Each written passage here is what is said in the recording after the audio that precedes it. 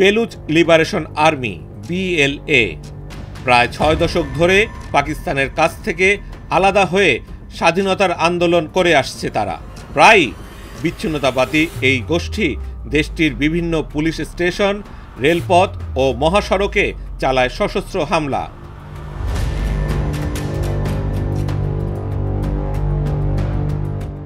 গত 11 মার্চ মঙ্গলবার জাফর এক্সপ্রেস নামে একটি ট্রেনে হামলা চালায় বেলুচ আর্মিরা। গুলি করে বোমা ফাটিয়ে ট্রেনটির 4 শতাধিক যাত্রীকে করে ফেলে জিম্মি। তবে অভিযান চালিয়ে পাকিস্তানের নিরাপত্তা বাহিনী এখনো পর্যন্ত 150 যাত্রীকে উদ্ধার করেছে। আটকে পড়া বাকি যাত্রীদের অবস্থা সম্পর্কে কিছুই জানা যায়নি।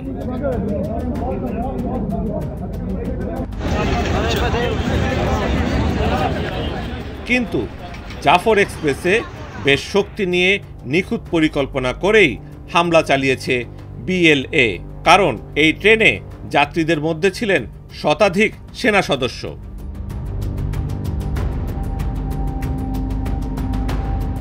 বেলুচিস্তান সরকারের মুখপাত্র শহীদ রিন্দ আগের দেয়া বিবৃতি থেকে জানা যায়, কোয়েটা থেকে পেশোয়ারগামী জাফর এক্সপ্রেস যখন পেহরো, কুনরি ও গাদালারের মাঝামাঝি একটি টানেলে ঢোকে, তখনই এই ট্রেনে প্রচণ্ড গোলাগুলি শুরু হয়।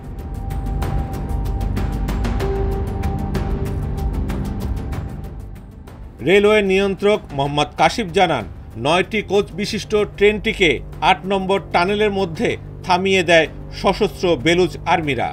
অন্যদিকে পাকিস্তান সরকার জানিয়েছে, প্রথমে রেল লাইনে বোমা মেরে জাফর এক্সপ্রেসের নিয়ন্ত্রণ নেয় সশস্ত্র বিচ্ছিন্নতাবাদীরা। তবে হামলাকারীদের দলে কতজন আছে সেটি জানা সম্ভব হয়নি।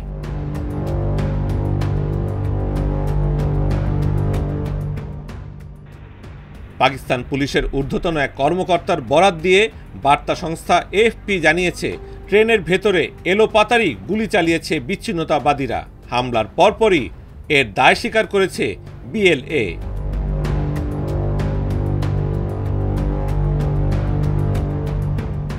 এখানেই শেষ নয়, বেলুচ আর্মিরা ছুড়ে দেয় আলটিমেটাম, হুঁশিয়ারি দেয় নির্ধারিত সময়ের মধ্যে বেলুচ রাজবন্দীদের মুক্তি না দিলে ট্রেনের সব যাত্রীকে হত্যা করা হবে। কোনো অভিযান চালালে পরিণতি হবে ভয়াবহ।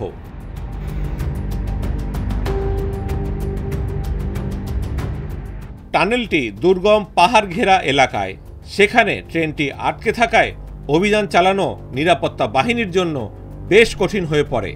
সে কারণে অভিযানকারীদের জন্য বিশেষ একটি ট্রেনের ব্যবস্থা করে দেয় পাকিস্তান রেলওয়ে কর্তৃপক্ষ।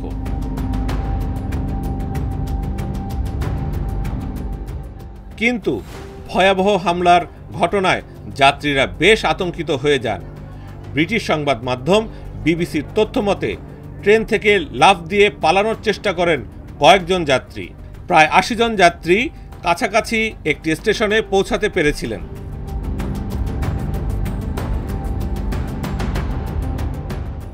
এদিকে পাকিস্তানের সংবাদ মাধ্যম ডন জানায়, অভিযানে উদ্ধার হওয়া যাত্রীদের মধ্যে 17 জন গুরুতর আহত, তাদের হাসপাতালে ভর্তি করা হয়েছে। বাকিদের উদ্ধারে ব্যাপক তৎপরতা চালিয়ে যাচ্ছে পাকিস্তান নিরাপত্তা বাহিনী। তবে বিচ্ছিন্নতাবাদীদের সঙ্গে তুমুল লড়াই চলছে। সবশেষ পাওয়া খবর অনুযায়ী নিহত হয়েছে 27 জন বিচ্ছিন্নতাবাদী।